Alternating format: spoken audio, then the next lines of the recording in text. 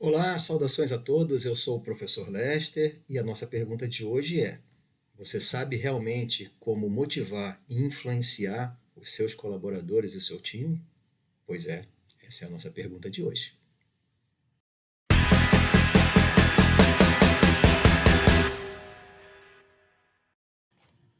Olá, sejam todos muito bem-vindos a mais esse capítulo da nossa jornada do conhecimento, da gestão e do empreendedorismo. O assunto de hoje é extremamente complexo e bastante interessante, onde a gente vai falar um pouquinho mais sobre a influência e a motivação que o líder tem que proporcionar a cada um dos seus funcionários.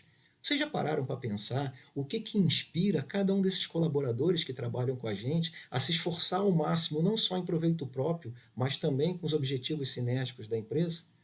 É aí que a gente começa a atingir o objetivo do coração da liderança inspiradora, que a gente espera que todos nós tenhamos ou todas as pessoas dentro de uma empresa possam atingir esse nível. A gente vai compreender o que motiva cada elemento da equipe individualmente e, mais do que isso, alinhar essa motivação com os objetivos da empresa. Somente assim a gente vai conseguir otimizar o desempenho da pessoa e os indicadores da nossa empresa. Para isso, a gente vai começar a contar agora uma fábula e a partir dela eu queria que vocês anotassem os 3 temas principais para que a gente possa discutir logo depois. Bom, a nossa fábula de hoje vai falar um pouquinho sobre a aldeia conectada. Na realidade, era uma aldeia extremamente isolada que vivia nas sombras das montanhas, num lugar de difícil acesso onde as pessoas não chegavam facilmente. Mas nessa aldeia existia um sábio chamado Mestre Oriente, que era famoso por todas as pessoas dentro da aldeia como sendo alguém de inteligência rara e que realmente poderia trazer vários ensinamentos. Certo dia, Mestre Oriente reuniu todos à beira da fogueira para que pudesse contar 3 histórias.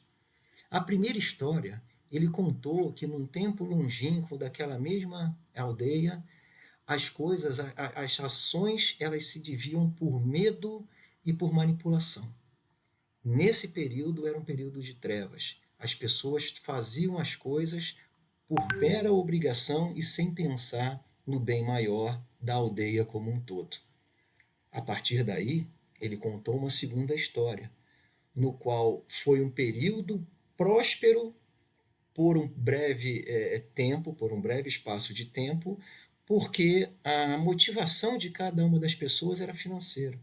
As pessoas elas trabalhavam por recompensas financeiras, por dinheiro, por ganhar bônus, mas que aquilo ali, no decorrer do tempo, acabou se mostrando fugaz, temporário. A partir do momento que aquele dinheiro acabava, elas exigiam mais e se mostravam muito interesseiras para receber mais dinheiro e para continuar executando. Elas não agiam por motivação própria. Finalmente, Mestre Oriente contou a terceira história. E aí ele trouxe um período daquela aldeia falando onde o líder máximo da aldeia gerou um propósito de vida para cada um dos integrantes. E a partir desse propósito, cada uma dessas pessoas, cada um dos cidadãos daquela aldeia se via espelhado naquele propósito e agia para que aquele propósito maior ele fosse atingido não por si só, mas pela aldeia como um todo. A partir daquele momento, daquelas 3 histórias que Mestre Oriente contou para todos os cidadãos da aldeia, cada um daqueles ali presentes entendeu qual o seu papel. E a partir dali passaram a agir como parte de um todo, como elementos de um quebra-cabeça que é fundamental para o bem maior da aldeia.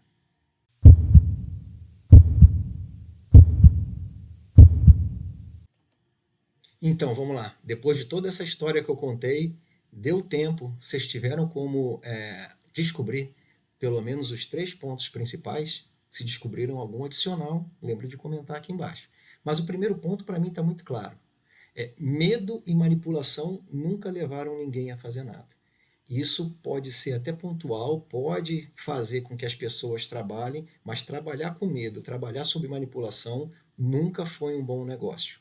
Os resultados não são os melhores possíveis e as pessoas não têm uma qualidade de vida boa, elas não se sentem bem dentro daquela empresa e a partir daí os resultados não são os melhores possíveis.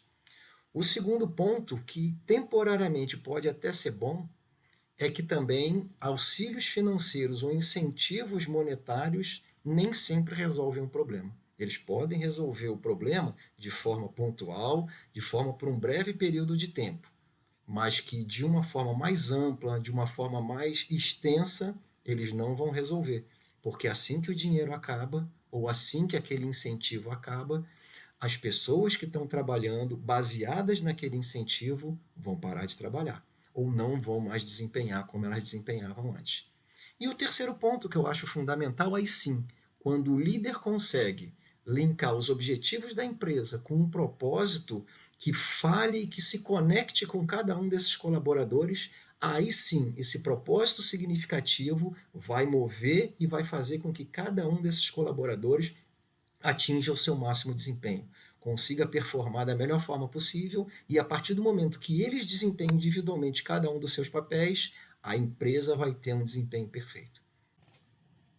E aí, pessoal, depois de tudo isso que eu falei, por acaso você divergiu, você discordou de algum desses que eu falei, ou melhor, você achou algum que eu não tenha comentado? Comenta aqui embaixo. Faço questão de ler, de analisar, de comentar e de agradecer a cada um de vocês. Aproveita para seguir a gente, para se inscrever no canal para receber mais fábulas e principalmente para compartilhar, para fazer esse conteúdo chegar ao máximo de pessoas. Então, foi rapidinho até agora, né? Se você por acaso deixou de ver algum dos vídeos anteriores, volta lá e assiste. Se quiser assistir de novo, assiste, comenta e adiciona conhecimento para a gente. Se você já fez tudo isso, espere, porque você não perde por esperar os próximos vídeos que a gente vai postar.